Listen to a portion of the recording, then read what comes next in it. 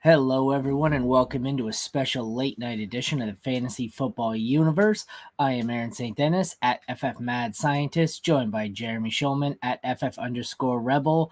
I have no idea what country or city he's broadcasting from tonight.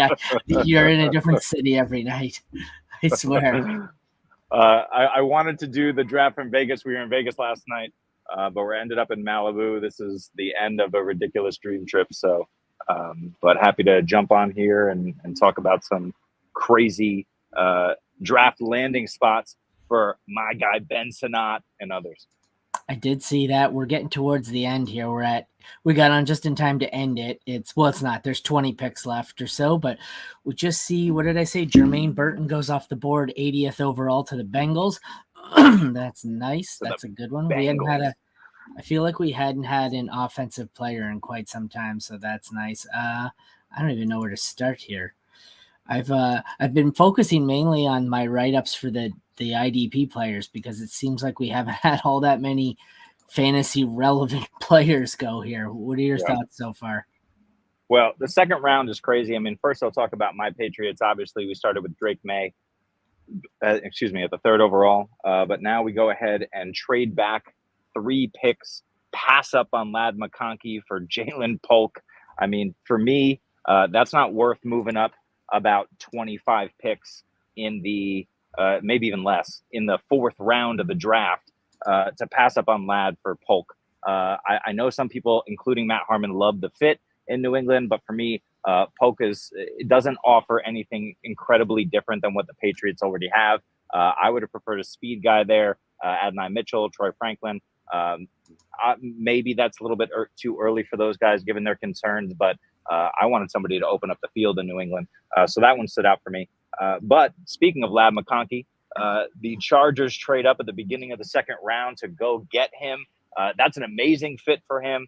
I know he wasn't utilized to his full potential in Georgia, especially with Brock Bowers there and the offense that they were running. But this guy looks like he could be a superstar and lands in the perfect spot with limited competition. So those wide receivers at the top of the draft, and including Keon Coleman, who went first today to the Buffalo Bills. I mean, those 2 guys at the top, and even Jalen Polk have some appeal. But yeah, I mean, for me, it's the receivers at the top of the draft in round 2. How about you? Yeah, it was interesting. I don't like Polk at all, and I definitely don't like him when his teammate McMillan was still on the board. I guess we can run through this quickly since we're a bit late getting to it, since I had some issues to get through here with my kid. Started off at the 201. We had Keon Coleman and Ladd McConkey go back-to-back to the Bills and Chargers. Then next up was the 5th pick was Polk to the Patriots. I'm going to skip over the defense and tackles. There's a lot of them. Yep.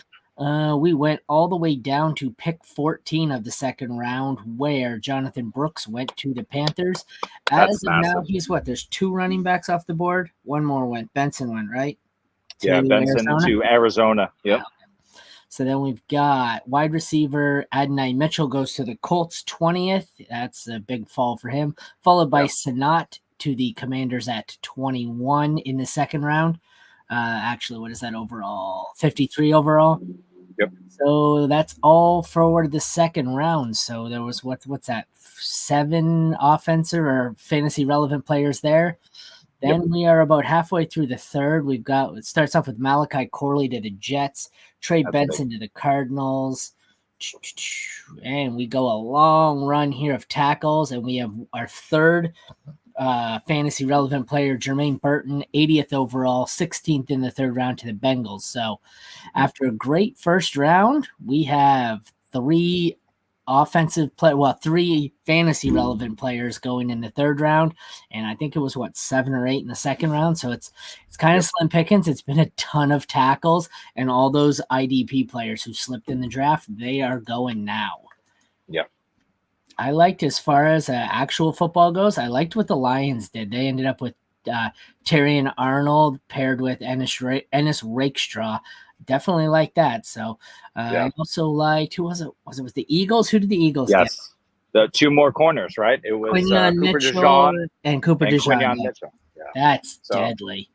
Yeah, I mean, both of those teams picking up corners with as set as they are relatively on the offensive end, that's just going to make them even more deadly as a contender. The issue that we have in fantasy with that is if they are going to immediately come in and improve that passing defense, we could see Jared Goff and that offensive passing game struggle a little bit. Same thing in Philadelphia for fantasy purposes. Obviously, it's great for the real life NFL teams.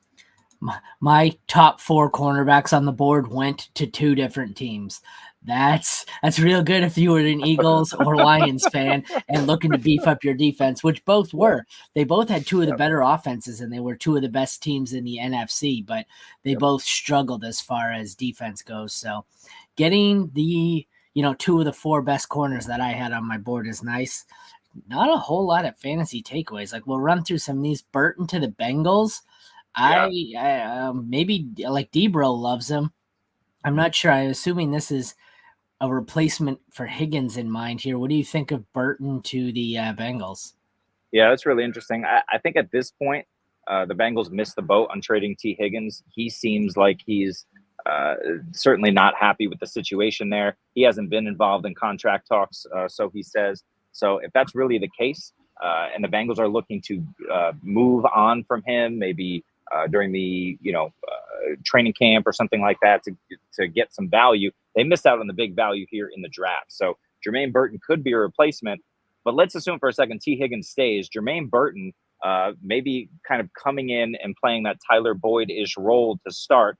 He can go in the slot. We know Jamar Chase can easily shift into the slot and work outside. So it's kind of a movable chess piece there.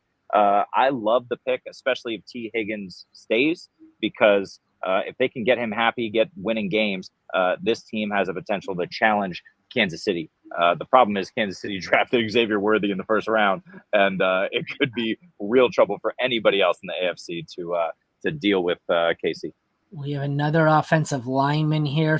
Third round, 81st overall. The Seahawks take guard Christian Haynes out of UConn. So yet another another pick that is not fantasy relevant. We'll scroll up and we'll talk, I guess, the only other 2 here in the third round. Malachi Corley to the Jets, I like, and Trey Benson to the Cardinals, I like. I feel like this pushes Trey Benson to the end of the first round of Superflex drafts and bumps up Corley somewhere into the beginning of the second half, depending, because like at this point, we've got 20 picks left. If a few other running backs don't go, I don't know, like we might have 2 borderline 1-2 running backs and then nothing for a while because day 3 draft capital is not where it's at. So I think we've got 2 top 16 players here in Corley and Benson for Superflex. What do you think about Benson and Corley? Oh, I stand corrected. The Rams are taking Michigan running back Blake Corum at 83. Ooh. So go back to Corley and Benson, and then I guess you can hit that one too if you want. Yeah, so let's talk about Malachi Corley first. That's really interesting. We know Randall Cobb came over last year with designs to play with Aaron Rodgers. Corley is kind of a one-for-one Randall Cobb replacement in terms of what Randall Cobb, the role he would have filled in that offense. The difference is obviously Corley's got the juice. Throughout the process, people have been calling him Debo Light. I'm not going to go that far to comp him to Debo Samuel, but he does run hard. He is a short area kind of yak monster. So it's really interesting the things they're going to be able to do with him alongside Garrett Wilson. And then help me out. Who did they signed Mike Williams, right? Yeah. So if you have Mike Williams running the go routes, right, on the outside, and you have Garrett Wilson kind of as the X running the intermediate and doing everything that he needs to do, Corley fills that like intermediate role because the Jets really don't have a tight end. So that's really nice for fantasy. The fact that the Jets don't have who do they have? Who is the guy from Minnesota? Who's their tight end right now in the Jets? I can't remember his name. Irv Smith. No. It's flowing hair.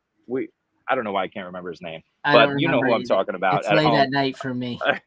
But that's the thing, right? Is like, Conklin, right? Conklin could serve that role, but Corley is now more interesting, at least in the long term. Maybe not this year, but I think you're right. I think he's kind of a back end second round type of guy. Certainly early third round. you're going to snap up Corley if he exists there for you. And then you mentioned Trey Benson. On the Cardinals, we have an aging James Conner. I mean, Trey Benson was my RB1. He's still up there. It depends on Jonathan Brooks' health, of course. And you mentioned Blake Corum now going to the Rams. But Trey Benson has the best opportunity of all of these backs immediately because James Conner has a year left, if that. So I love Benson. I love the landing spot. To stick with the Cardinals, we did skip one, the 82nd pick, and this is interesting.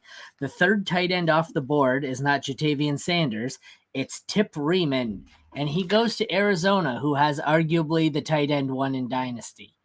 Not sure about that. What are your thoughts there on Tip Riemann, the combine standout, going to a place where they have a good young stud tight end? What's the point of this pick? I have no idea because they need a wide receiver. You know, they're probably not too happy with the wideouts on the board at the moment. But I don't think Tip Riemann is going to offer anything for them or for us from a fantasy perspective. Trey McBride is my tight end 3. He probably could be a tight end 2 in Dynasty at the moment. You know, Sam Laporta has got to be locked in tight end 1, at least for me at the moment. But yeah, I love that 4. I love Tip Riemann in Arizona for Trey McBride, right? Because he's really not going to steal anything away. Like you mentioned, he is a Raz monster at the combine. All right. So he's a big athletic freak guy, but he's also a big body, right? So you're going to be able to have him and use him more as a blocker than you would Trey McBride, who's better off kind of split out as well. So I love that for them. And then you add Benson, you add weapons around Kyler Murray. We need more receivers in Arizona, so I don't know what they're going to do here. But yeah, I think that's good news for Trey McBride. When you looked for a place to stay on vacation, did you just call and say, "Find me a place full of assholes who honk the horn every 3 seconds," or like how did that work? When we pulled in, there was a fire a couple of doors down, and the group of us rented this spot, and we were concerned that the fire was actually in the place that we rented. We got lucky there, but no, I was trying to be the asshole that was going to give everyone a view of the California coastline.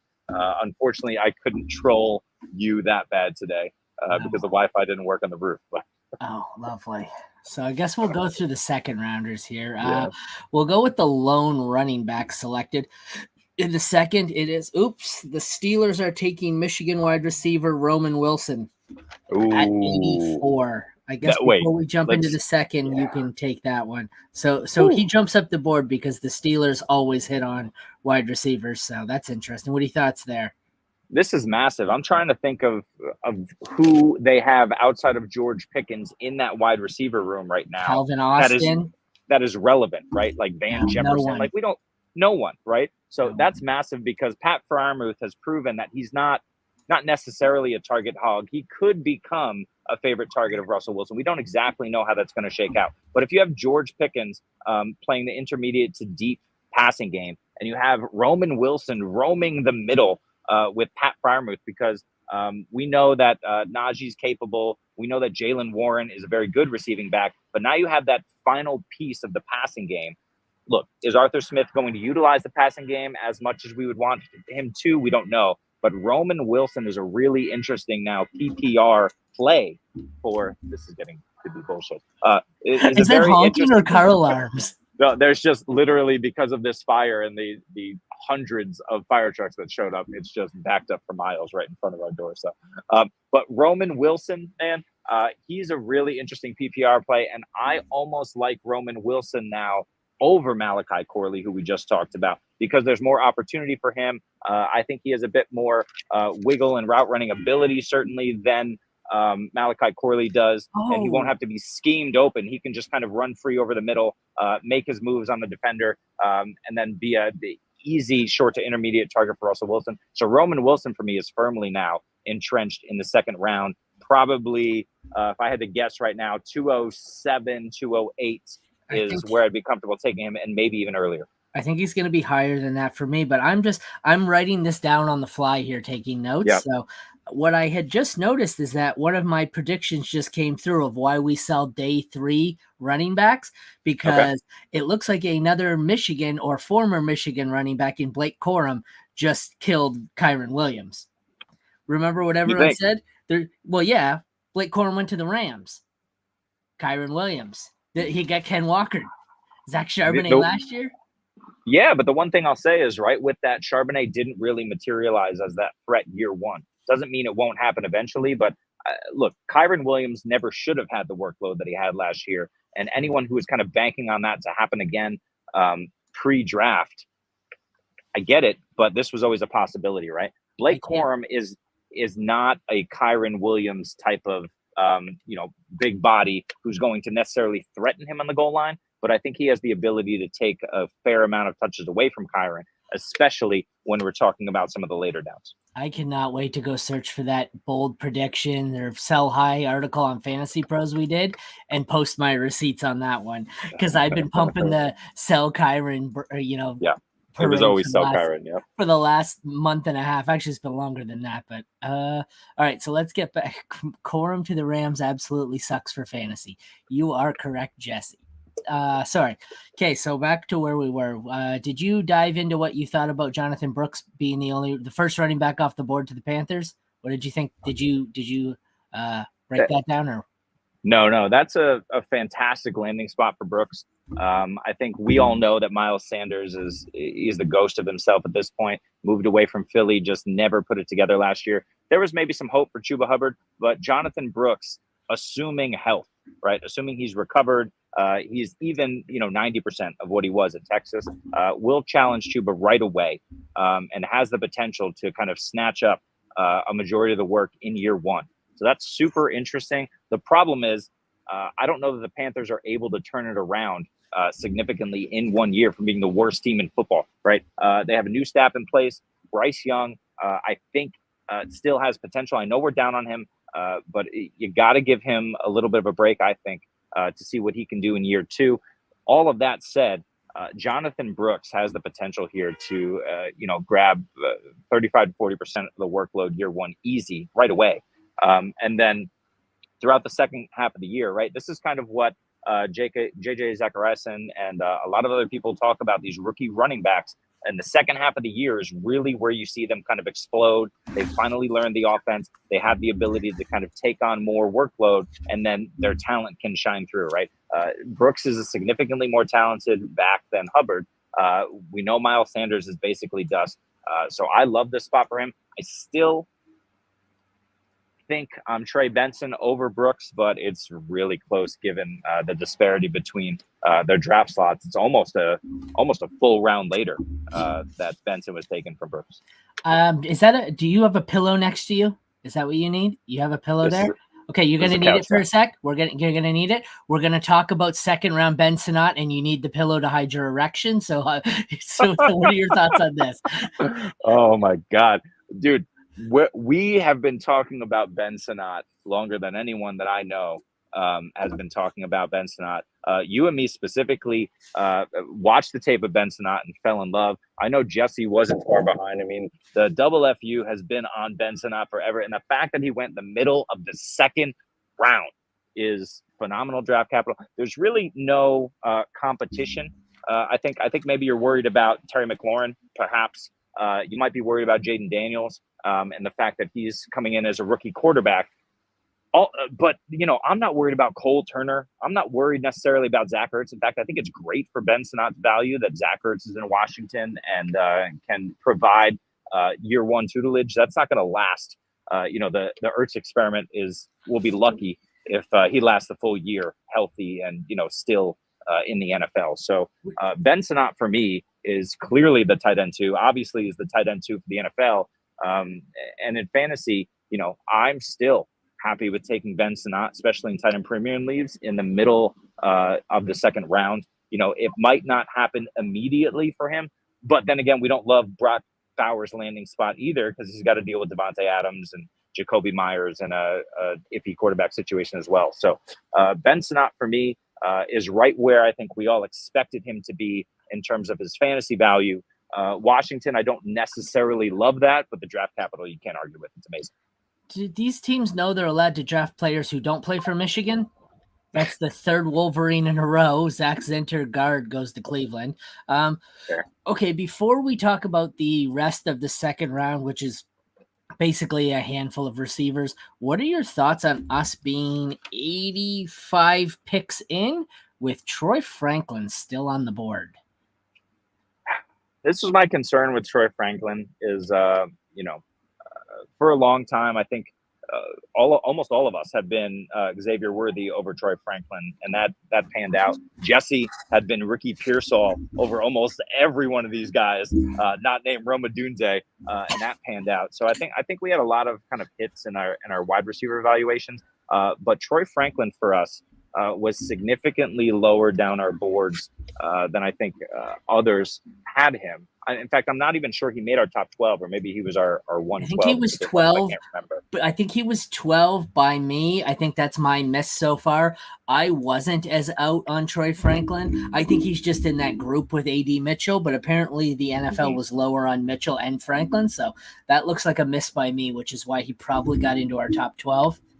But what I'll say is the production was there, right? It was amazing. But I'm not going to necessarily give that full credit to Bo Nix, although he went 12th or 13th. 49ers go credit. Tackle. Sorry, 49ers go tackle. Dominic Puny at Kansas. Sorry, go ahead. No, but what I'll say is, the production was there. The problem with Troy Franklin is he's almost a one-trick pony, right? His routes are fine, but he's a speed guy, and he'll toast you on the outside. He'll burn you deep. And, Nix had the arm and the ability, and Oregon had the scheme to get him there, right? But for me, Franklin should be gone by now, but the fact that he isn't kind of just goes to show that the rest of the NFL is kind of in on this idea that Troy Franklin doesn't necessarily have the receiving chops that Malachi Corley or Roman Wilson does. And that really needs to tell us something in fantasy that, we know he has the ability to produce. We know he can be a burner, and we know he can track the ball very well deep.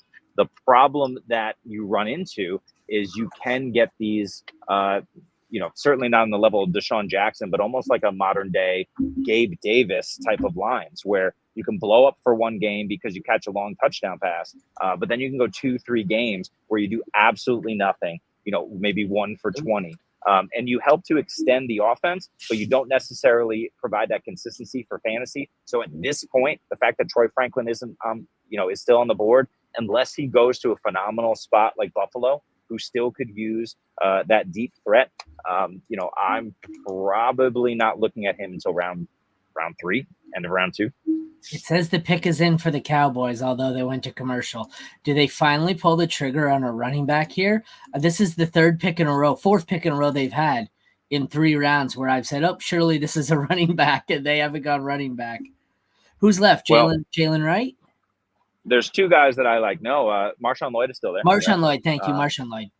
Love Marshawn Lloyd there. I know Jerry Jones was hoping for Jonathan Brooks. That didn't happen. Marshawn Lloyd for me is the guy to go to Dallas. Jalen Wright, if you add Jalen Wright, you're just adding another one of these guys, right? Who do you have? Deuce Vaughn, Rico Dowdle, right? We're not doing that, right? Go ahead and get the final bell cow that exists in Marshawn Lloyd and ride him into the ground and bring in Zeke Elliott and help tutor him. So we've got Carolina with Brooks, Benson to Arizona. Say this pick is Marshawn Lloyd to Dallas. Does he become your rookie RB1, or where does he rank among those 3? Assuming this pick is him, which it's not yet. We're just speculating. It's really close for me. They're all in a nice little bundle. I would probably it's so hard. I think at the moment. I think I gotta like go Brooks. Better. I think it's him for me. I gotta go Brooks at 1, only because of the mid-second round capital. It's insane. But we said too, right? For anyone who's listening, like we said that Jonathan Brooks would have been the RB1 if not for this injury that he suffered. And clear cut, the tape is amazing. The production was there. So the fact that he goes where he goes to a RB needy team, who's, as long as he's healthy, going to feed him as much as possible. That's fantastic. So I will put Brooks RB1 with. If Lloyd goes here to Dallas, it's Lloyd 2 and Benson 3. But for me, those guys are probably neck and neck. All right, so let's run through the wide receivers here. Let me check in the second round. Anyways, we got 1, 2, 3, and then a long run, 4 of them. Okay, so let's play rank the 4 second-round receivers. We go A.D. Mitchell to the Colts, last out of them. I'm going to do them in reverse order because I'm scrolling up. So A.D. Mitchell last to the Colts, Polk to the Patriots, McConkey to the Chargers, Coleman to the Bills. The first two have to be miles ahead, right? It's got to be McConkey, Coleman, then a mile back to Polk and Mitchell, right? For me, yeah. I mean, I think Coleman landed in the best possible spot. Do you have him over McConkey? No way. And I didn't think by so, a mile. Okay. But here's the issue, right? Keon Coleman has consistently struggled to separate. And that's really his biggest knock. He's a fantastic contested catch receiver. He has the ability to go up and high point the football and get it. He's terribly athletic. Like there's a lot of really great things that Keon Coleman does. The one thing that he does not do well, or exceptionally rather, is separate. And that's my issue. Whereas Lab McConkey can do that. And he landed in a place where there's absolutely zero competition for targets. I don't care if the Chargers run the ball 700 times this year because they still need to throw it, 400 times. And there's nobody else on the damn field who deserves targets next to Lad McConkey. You think Quentin Johnston is going to steal targets from Lad McConkey? Do you think Joshua Palmer is going to steal targets from Lad McConkey? Do you think Stone Smart or whoever the hell they're running out at tight end? Did they sign Gesicki? I forget who the Chargers signed in the offseason. But it doesn't matter. There's no competition for targets for Lad. It's a linebacker. Sorry, Dallas goes linebacker. Oh, wow. We know that Justin Herbert is more than capable, in fact, a good quarterback. They're also building an offensive line for him and reinforcing that, which is great. Lad McConkey's an absolute stud. He's the wide receiver 1 in the second round. Okay. And then I agree with you. I like Keon Coleman, probably A.D. Mitchell, and then Polk. Okay, so it's Maurice Liufu from linebacker Notre Dame goes 387 to the Cowboys. Packers are rushing to the board here to draft someone. It doesn't say who, but the pick is in. Okay, so we're probably going to leave McConkey and Coleman. But so then do Jermaine Burton in the third to the Bengals or Roman Wilson to the Steelers in the third. Do either of them pass A.D. Mitchell or Jalen Polk? I think for me, Polk and Mitchell fall to below Roman Wilson. I think Roman Wilson becomes my 3 of the day 2 receivers. Yeah, he might. And even Jermaine Burton is super interesting. He's not going to hit year 1. He might be my 4. We know T. Higgins is out the door. If not this year, then next year, right? Because they haven't the Bengals, they haven't really made any contract plans with him. So yeah, Burton could be a 4. And I'm going to track my earlier statement. I think Polk is, ahead of A.D. Mitchell. A.D. Mitchell is going to streak the line. Hold up. Sorry to interrupt, but this one's good. Packers at 88th overall take Marshawn Lloyd. How do you feel about that? That's really good. Oh, that's terrible. That's terrible for his fantasy value, but that's so good for the team. Yeah, that kills him and Josh Jacobs, I think. Yeah, that team is a juggernaut. I'll say this. Josh Jacobs looked a bit like a shell of himself. I'm going to chalk that up to the absolute dumpster fire in Las Vegas last year with, was it Josh McDaniels? Jettison midseason, the whole coaching staff and team in turmoil. But yeah, Marshawn, I still think Jacobs has juice, but Marshawn Lloyd is perfect. We know A.J. Dillon was dead, so I'm sorry if you had any belief or faith that A.J. Dillon coming back would have any value. That's not the case. Marshawn Lloyd is the clear RB2 on that team immediately with the potential to be the RB1 by midseason. I really like him, but I agree with you. His fantasy value is not what we wanted it to be. I think this is a real problem because now we're at 4 running backs drafted, right? So the 4 running backs drafted, I like Brooks and his landing spot. I like Benson in his landing spot. I don't love the situation Corum or Lloyd goes to. So as of now, I have 2 in the top tier of running backs and a big gap forming. Lloyd just went from a borderline RB1, RB2 to me. He has just fallen. He is now in the second tier of running backs for me, all because of, that's a bad landing spot. I don't normally I don't like to overvalue landing spot for as much like with wide receiver, but with running backs, it's, he's going to be a backup for year one. Well, we've seen with Tony Pollard, some of these guys, by the time they get to their shot, they have 1 year and then they're toast because they're 27. Yep. So, okay, so I guess we'll play that game then. You want to rank the 4 running backs that have gone in Corum, Lloyd, Benson, and Brooks? It's Benson and Brooks in some manner at the top, right? It's Brooks for me. It's very close, but yeah, I agree with you. There's a clear top 2. It's Brooks and then Benson, because Brooks will have the immediate shot this year. I think James Conner is resilient enough to hold off Benson for a majority of the first half of the year. I think Brooks can grab that job from day one, assuming health. So yeah, Brooks, Benson, clear tier, and then it's gotta be. I think I like Lloyd. I mean, that's a great landing spot long term for him. And if Josh Jacobs is toast, I mean, Lloyd could easily become RB1 out of nowhere. So it's Lloyd for me. And then Corum, I mean, Kyron is young. He's proven he can do it. They're obviously not going to give Kyron the full load now with Corum there. Yeah. But, Corum's a clear – so it's Lloyd 3, tier again, and then Corum 4. But that's a shame. Like, I don't think that Lloyd landing spot is terrible, but it's bad enough that it puts him a tier below, a tier above Corum, like you said. The Bucs just picked at 3.89, Tyke Smith, safety out of Georgia.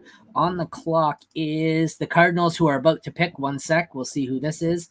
At 390th overall. Cornerback Elijah Jones out of Boston College. 1 sec. Let me write these down. I got to have all this written down. So.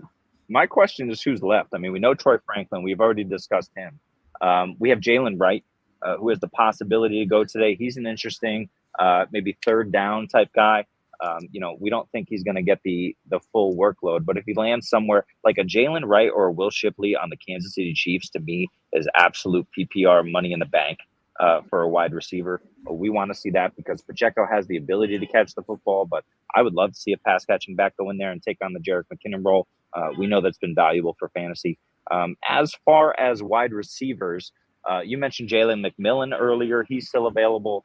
Baker. Troy Franklin, we said. Who else is there? Javon Baker.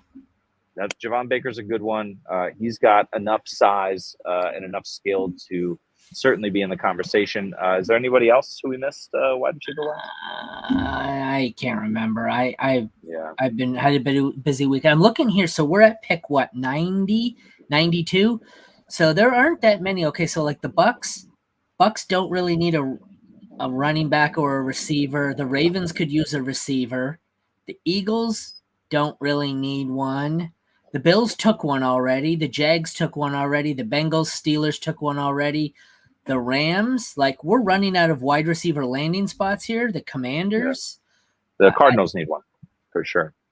The Cardinals already picked. Yeah, they need no. Oh, yeah, you're saying for the rest of the day. Yeah, for the rest of this round here. And as far as running backs go, okay, Bucs, no. Well, Bucs already took someone else, but okay.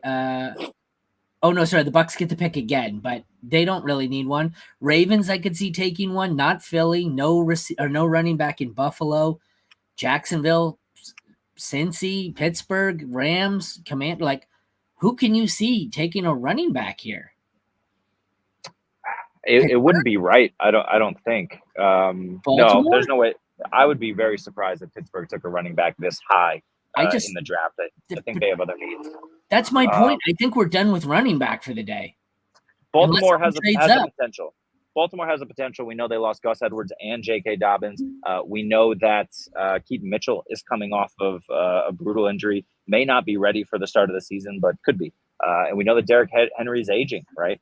So they took that gamble. They desperately need kind of backup running backs in there. Justice Hill was capable. But if you can get, the problem is we know this running back class is poor, and that's panning out in terms of what's happening in the draft here. So I hate that Twitter is so far ahead of the actual stream because I'll be sitting here and it's like, oh, the pick is in for Green Bay. Oh, it's someone I wrote down 3 players ago. We already knew that. We've already discussed it. It's just their feed is so freaking far behind Ari Maroff or Yates or whoever's in the green room back there. But I don't see all that many spots here. towards in the last 10 picks here of teams that need offensive players, really. Do we see, how about if Spencer Rattler here? Okay, Bucks, no. Ravens, Eagles, Bills. Stop me if you hear anyone you think could take Rattler. Jags, Bengals, Steelers, Rams, Commanders. No more quarterbacks either, right? The Rams are interesting, but we know they took who was the guy they took last year? Stetson Bennett, right? But he's in, isn't he in alcohol rehab? Yeah. But He's do you gone, want another Stetson? Do you want another Stetson Bennett in the building? I don't know. They've had so many of these Spencer Rattler types already. But the Rams could.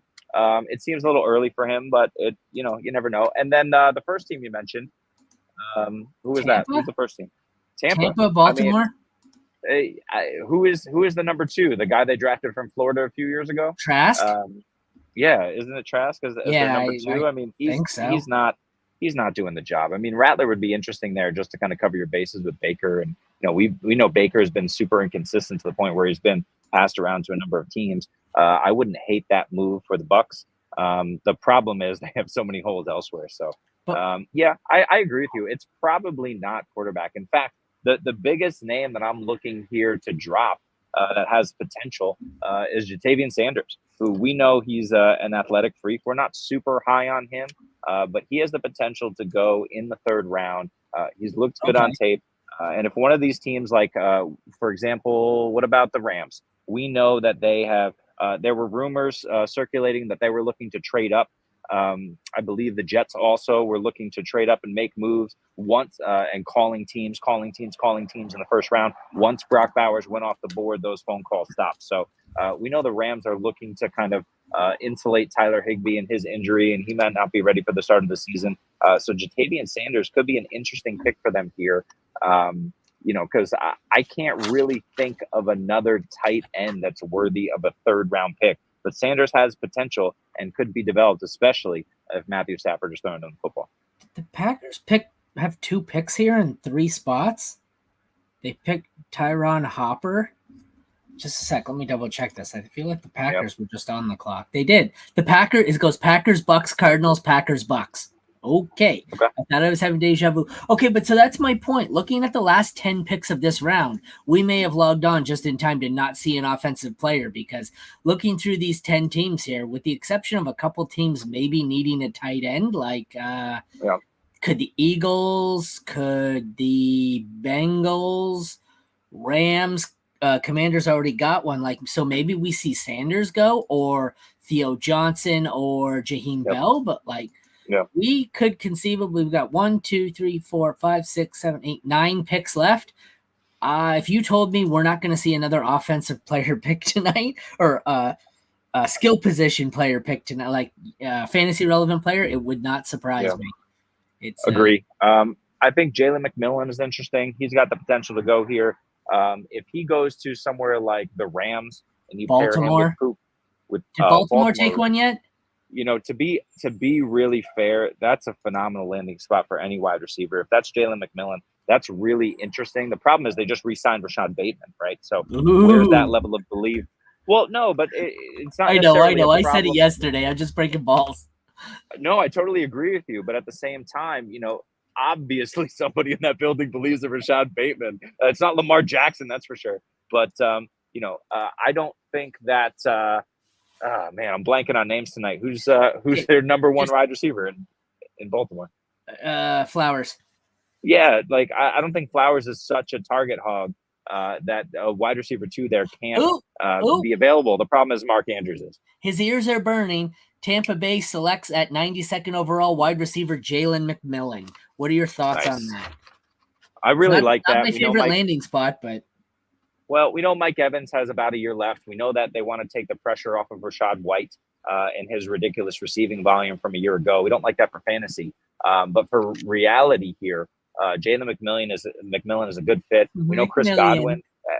We know Chris Godwin could potentially be out the door. But the problem is that the Tampa Bay Buccaneers have a lot of good young receivers waiting in the wings. And Trey Palmer really showed that he's capable of playing in this league last year. So that's a really interesting pick for them. I'm not sure how he's going to fit in, but Baker Mayfield has a ton of weapons around him now. So that offense could continue to click, and they did pretty decently getting into the playoffs and winning, I think, their first game last season. McMillan on the Bucks or Polk on, what was it, the Patriots?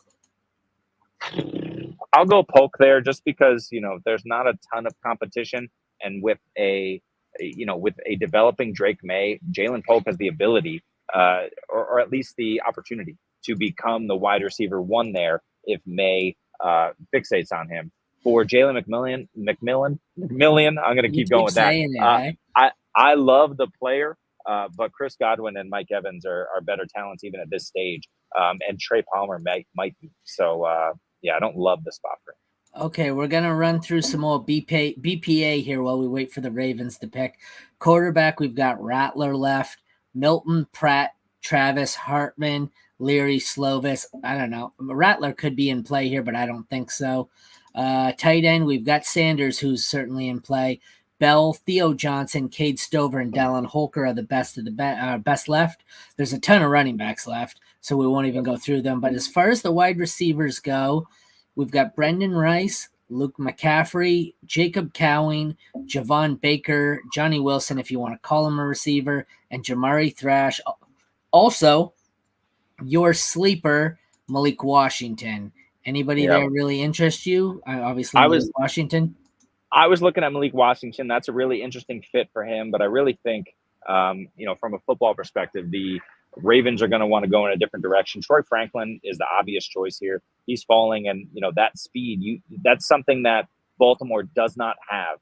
And this is my issue with the Jalen Polk pick for New England. Is that something that the New England Patriots don't have? Is an actual threat to be fast down the field and catch the football, right? Tyquan Thornton is not that. He's not a great receiver and tracker of the football. Troy Franklin is. So if you put Troy Franklin in Baltimore and he's able to stretch the field, he's able to see, 3 to 4 targets a game deep. That doesn't help us for fantasy, but for reality, that opens things up underneath for the guys that we want. Flowers, Mark Andrews, Isaiah Likely, and if they bring in another wide receiver. All right, let's see. I want to see what's going on here. Chris Ballard went off on someone. Let me know. Can you hear this when I start playing it? I don't. Yep, but turn it up. Some of the bullshit that was said on TV. I mean, just the typical fucking, excuse my language, our typical unnamed sources. Is it loud enough? Bad internet. No. Bullshit. Yeah, sorry. Okay. I was going to try and do it, but his feed, that's maxed out on my volume. Ari apparently got a really low feed, but apparently he goes off on someone who was criticizing his pick of AD Mitchell. So head over to Ari Maroff. It's a low volume. You might want to listen to it with your headphones on, but apparently he had some 4-letter words to say to the reporter. So the pick is in for Baltimore. It has not been announced just yet. This I feel like this night went by. It did. We got through 2 rounds today faster and about 40 minutes less. I mean, I know we've got a few picks less, but we went to almost midnight last night. Me and Jesse were spent by the end of it. Oh, never mind. This one started at 7. We went longer tonight. Never mind. I forgot we started at 7 tonight, not 8. One thing I want to mention as we wait for this pick, and feel free to interrupt me here, but yeah, Trey Benson, I think, is going to be a very, polarizing player for many. I think Trey Benson, people didn't love necessarily his tape. Some did, some didn't. I was on the side that did.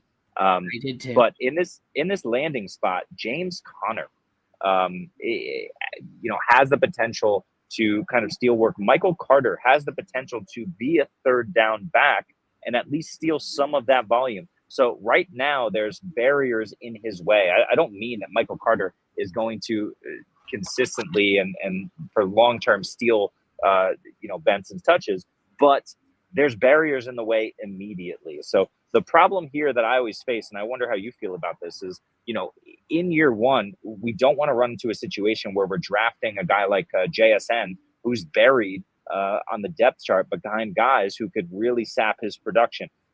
We love to say that, if they're good enough, they're going to ascend and they're going to break out in year one. But JSN showed on tape that he's good enough. But whether it was the utilization, whether it was the fact that DK is a monster and Tyler Lockett is more than capable, whether it was the fact that Geno Smith just kind of fell off a cliff last year, whatever it was, JSN didn't pan out, but I don't necessarily put that on the player.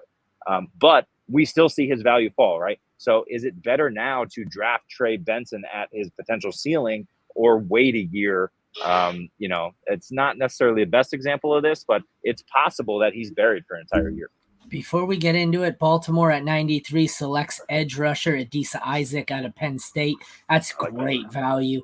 Yeah, I was thinking him at the beginning of the second, but for me, if we're going to talk redraft for a second here, wow, did I switched screens? It got dark at your place in a quick hurry. Hey, it did. Yeah, sorry. If we're going to talk redraft for a second here, I think it's Jonathan Brooks as the RB1 in this class by a mile. Because I think Benson I like, but you're going to rely in year one. You're going to rely on him either, a James Conner injury is certainly likely, but more than likely you're going to have to hope he takes over the job, week 8, week 9. If you're talking straight up for this year, I think so far it's Jonathan Brooks by a mile. I do think he has the potential to do it, but obviously the rookies aren't nearly as valued in redraft. I guess they are, because every year there's a couple of top 12 rookie running backs. So I would have to say my bet would be Brooks right now out of this class if you're talking redraft, because I think, like you said, every other one of the running backs so far has some form of a hurdle in them. I can see the sirens off the back of the wall now. It's the hell are you in a war zone? Well, if you think about it, right, let's think about these teams as well, right? Jonathan Brooks goes to the worst team in football last year, right? Troy Benson goes into, what were the Cardinals, like the 3rd worst team in football last year? Something like that. And then what are Corum to the Rams, who are a great team, but he's buried by a guy who finishes the RB1 or RB2 overall last year. I don't think it was that high. I think it was 3 or something, but maybe. Anyway, crazy. It was close. Sorry. The Eagles take Jelix Hunt, edge rusher out of Houston Christian. Sorry, continue. Yeah, no, they needed him. And then the other guy is Lloyd, who went to the Packers, who's buried on a great team too. So we either have guys with opportunities on lesser teams or guys who are completely buried by really good backs on really good teams. And so it's kind of what we all assumed it was. It's not necessarily that these running backs in this class is horrible. It's just the fact that, they're landing in terrible spots as well. And there's not a ton of depth, right? We're not like, unless you're my co-host here, you're not pounding the table for Kamani Badal, which, to be fair, you might be depending on where he lands, right? So it's, it's not a deep class after these top few guys. So whoever goes next, we all like Jalen Wright, but whoever goes after that, there's very few guys who can actually hold a very strong role here on an NFL team. Hear me out. I think it got worse. We said this was a weak class and it was going to be separated by whoever got the best draft capital and landing spot. The problem is, with the exception of one guy, we didn't get anyone who got draft capital and a good landing spot. I think we have one obvious winner who has a torn ACL, who's going to find his way into the back end of round 1 in Superflex drafts. Yeah. And then I think everybody else has kind of slid here. I think the running back market in rookie drafts took a big hit today. I think they're all now middle of the second round picks at best. This draft has not been great. Like, I know we got a lot of high end talent early, but our Penix and Nix, like I've heard Nix is going to sneak into the first round here, and we've got a couple of receivers who are going to move up. But if you needed a running back, you are now praying you can get Jonathan Brooks because he's your only option. Yeah, but here's what I'm doing. I'm trading the, what is it going to be, 110, maybe 110 for Jonathan Brooks. I'm trading the 110 for you can't even say Josh Jacobs anymore, but James Cook. You could trade the 110 pretty easily for James Cook, and maybe even that's a deal I would do if I needed an RB2 on my team. Because do I want Jonathan Brooks, who has the potential to break out, or do I want a guy who I know is going to give me solid RB2 value with RB1 upside on a weekly basis? I'll take Cook over the 110. These guys are in a hurry to get out of here. What are we trying to come in under the clock or something? Buffalo goes Dwayne Carter, defensive tackle out of Duke, and Jacksonville has the pick in, but we went to commercials. So I don't know. It got really, we were hoping for some more clarity as to, everything. There was kind of a range from 1.9 to 206. We were hoping for some clarity, but we didn't really get it. The top 8 solidified themselves as an 8. And if anything, maybe we got a definitive 9, 10, 11, 12 in one running back. And then so we got Worthy, Pearsall.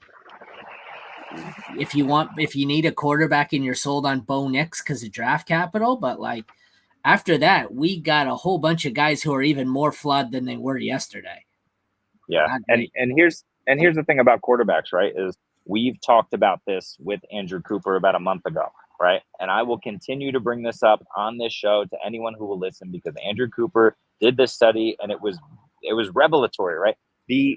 So if you're talking about the order in which quarterbacks are drafted and their performance in fantasy football, Cooper did a deep dive of the last, I don't know, was it 15, 20 years or whatever? It was 300 quarterbacks in his study. And what he did is he said the quarterback 1 off the board, so in this case, Caleb Williams, was responsible for 23% of quarterback 1 seasons in fantasy football. That means QB1 to QB12 overall finish, right? The quarterback 2 drafted off the board was responsible. So in this case, Jaden Daniels was responsible for 20% of quarterback 1 seasons. Then it fell off a cliff. So the quarterback 3, Drake May, in this case, was only responsible for 8%. Quarterback 4, 6%. Quarterback 5, 5%. So when you look at the Drake Mays and the Michael Penixes and JJ McCarthy, even though we love some of these spots, especially for JJ, Bo Nix, right? Even though these guys are going to have opportunity, the issue is, unless this is one of those elite quarterback classes, which we don't know yet, but it might not be, right? Odds are against it. Unless it's one of those elite quarterback classes, you're really going to have trouble finding value outside of Caleb and Heisman winner Jaden Daniels. So for me, I'm really still iffy about taking a Bo Nix in the top of the second round. So that's a big no-go for me. Yeah, it's not necessarily about me believing in Bo Nix as a first round talent. It's more about that's how bad the rest of this draft has gone for a fantasy perspective, that we're now debating Bo Nix at the end of the first. And I really need this to wrap it up because it sounds like let's do it. My kid has no. We can hold on for a few more picks. It sounds like my kid's out of bed now, so he's going to require my attention here, and hopefully he's in the washroom. Hopefully he's not thrown up again. So we'll see. But I'm hoping they're milking the clock here with Jacksonville. So I'm hoping we can fire off the last 4 picks here and wrap this up under an hour. We're at 52 minutes. So I may have a guess. The Jags are about to announce their pick. If they take someone like Troy Franklin here, that's just going to be muddy as hell. I couldn't imagine them doing that, but I guess anything's possible. Cornerback Jarian Jones, Florida State. All right. So that makes sense. Since we said it, have we offensive player picked? I feel like we had a receiver, right? Oh, Jalen McMillan, but no. We were talking about him. Lloyd was the last one, and then McMillan at 29 to Tampa. Yeah. So it's Jacksonville, who we know they just picked a corner. So it's the Bengals left. The Bengals, we know they just picked a wide receiver, right? So they don't need anybody on the offensive end here unless they go running back, which would be interesting here. The Steelers, they could go another wide receiver, but my bet is probably offensive line or defense, maybe a linebacker. And then you have the Rams in Washington. So, I totally agree with you. It's, other than McMillan, since you called it, it was probably unlikely that we see another fantasy relevant guy. And, we might not have it here in the last 4 picks. Okay. I am going to cue you up to talk about something for a sec while I go check on him. What is your favorite pick landing spot overall of this entire thing? You can go with the chalk if you want, but who's your favorite guy right now? I don't know if it's chalk. It very well could be, but it's Xavier Worthy. Pre-process, he was my wide receiver 4. I know at FFU we're very high on him. Here's the thing that you need to know about Xavier Worthy. If you don't already know it, he's not just a speed guy. I know he made the massive headlines running 4.21 at the combine and 40-yard dash. That's phenomenal. It's record breaking. All of that is amazing. He is speed, right? He's not just a speed guy. Watch the tape at Texas. Xavier Worthy can run routes. He's in the Tyreek Hill mold. I'm not going to sit here and comp him to Tyreek Hill, but he's going to play that role in the offense. And what's super interesting about this is we know he can beat anybody deep. We know Patrick Mahomes has a massive arm. We know Kelsey is aging out. He still has that ability, and he's still going to work underneath. But this is the element that was missing from the Kansas City offense last year, and they still won the championship, is that deep threat. Worthy can not only run deep routes, he can track the ball well deep, and he's a pretty complete receiver. And the NFL just told you that by taking him in the first round. So if you are still thinking that Xavier Worthy is just a speed guy, you're dead wrong. He's not a John Ross, okay, who broke the records. This guy can do it all, and he's still developing. He's 21 years old. So Xavier Worthy is really a guy that you want to target. And for me, he's still my wide receiver 4, and he might even be jumping. I don't know yet, but he might be jumping Brock Bowers. So he's falling in for me he was always at the 109. He may be at the 108 now. In Superflex leagues, you're going to have to get him that high. I say he's gone by 110 for sure, 111 for sure. So you're going to have to pick him that high. I don't think you're wasting a pick. Xavier Worthy is a phenomenal talent and a phenomenal landing spot. So that's the biggest winner for me. At 97, the Bengals take offensive tackle McKinley Jackson out of Texas A&M.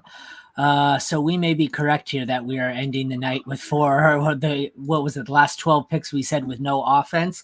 It's all defense. Yeah. Okay, the question, I know neither of us is probably well-versed enough to talk about this obscure player, but what are your thoughts here on Sanders being on the board still while Tip Riemann is off the board? That's I know ridiculous. Tim asked me about him, and I said, "Oh, that's the tight end out of Arizona." And I said, "Oh no, wait, it's the tight end out of Illinois. I can't even remember where he plays." So, the Jatavian Sanders hype for us at FFU, we've talked about it for months. We didn't get it right. That kind of came to fruition at the combine when he was just kind of an average Raz guy.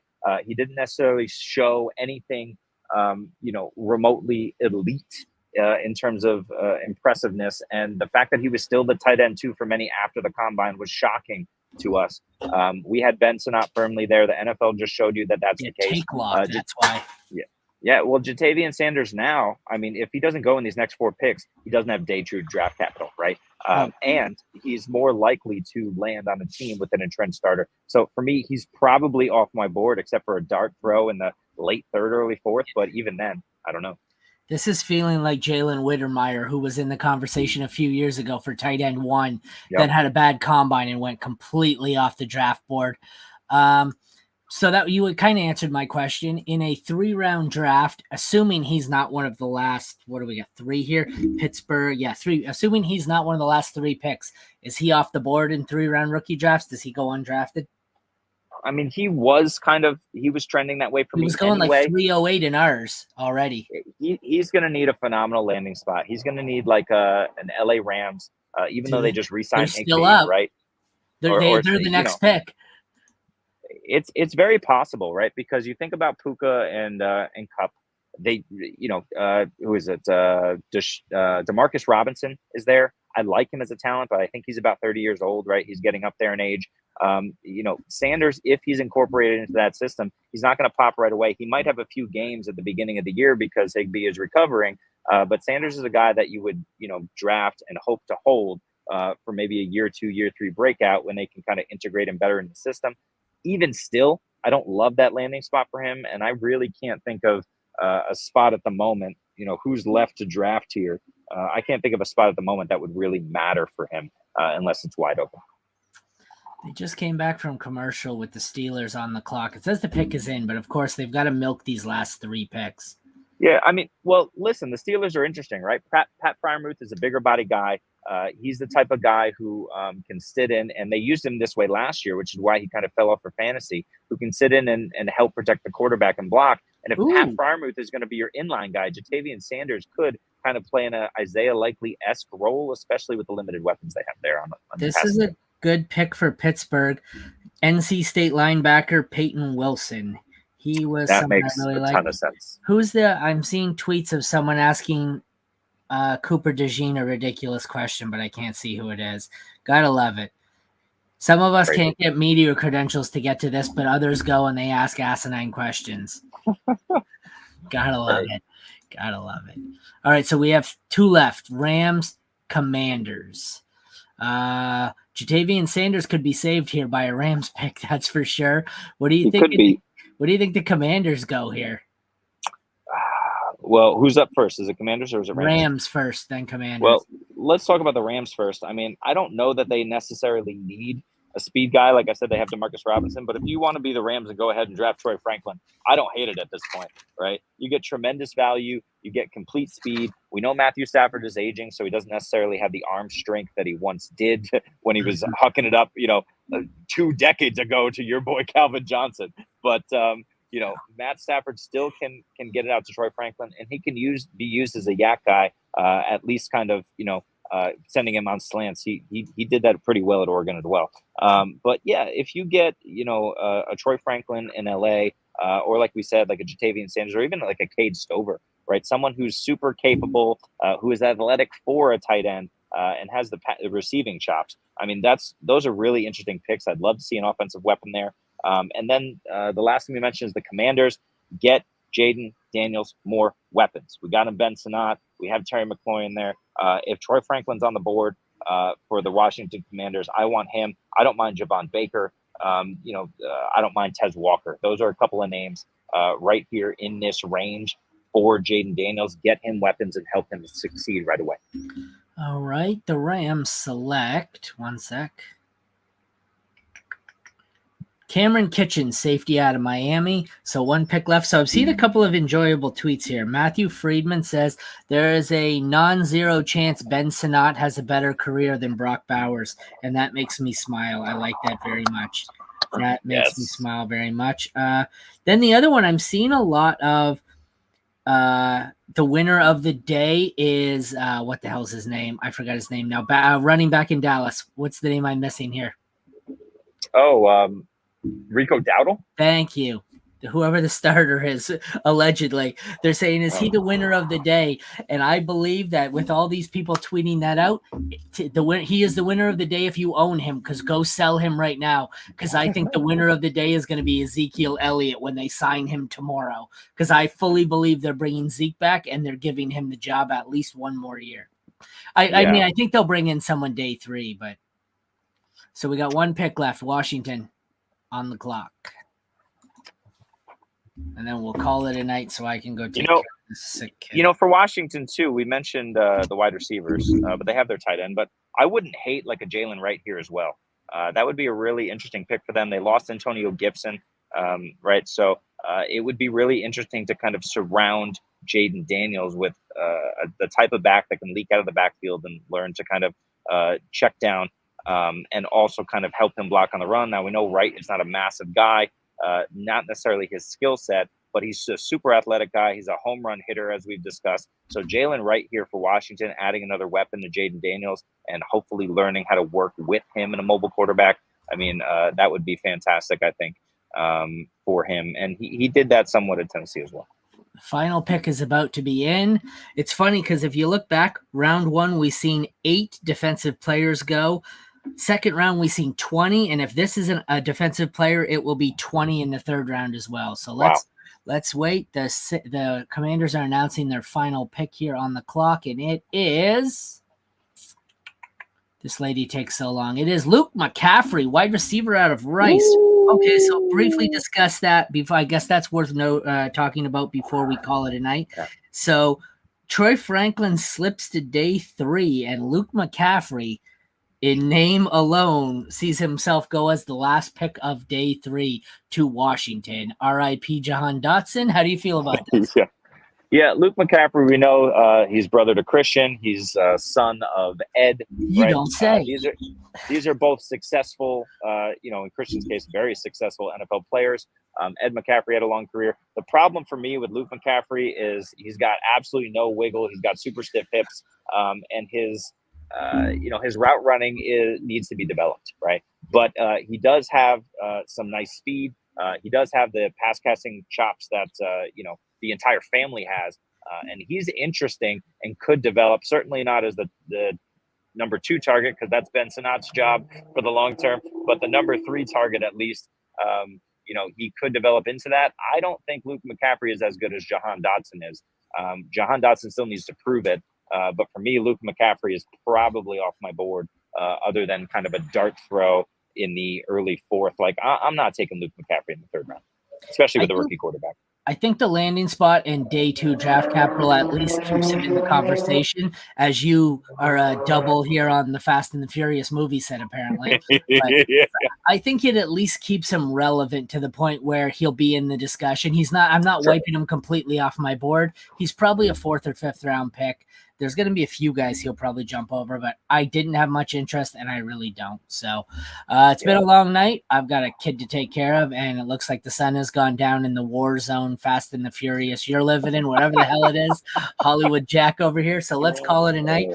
The guys are going to be back tomorrow. I'm not sure. Did you guys decide? I work all day. Do you know if they do? Oh, you're probably traveling, right? You're probably out tomorrow. Yeah, I'm unlikely to be around, but we'll see, depending on time. Well, you guys will have to check back in on the website then, or on Twitter. I think SC and Jesse were going to do something during the day. They might do some live streaming of day 3, but I am working and he is traveling home, so we will both be out. But check back tomorrow. At very least, I think I'm in tomorrow night for a recap. If the other guys don't already do a recap of day 3, I will, or if they do a recap of day 3, I will be on doing an IDP recap at the end. If not, I'll do the day 3 recap myself. But either way, head over to fantasyfootballuniverse.com, and thank you for tuning in to our late night. It looks really late there, man. It got dark all of a sudden, but all right, well, enjoy the end of your vacation. Safe travels, man. Thanks everyone for watching. Take care. Have a good night.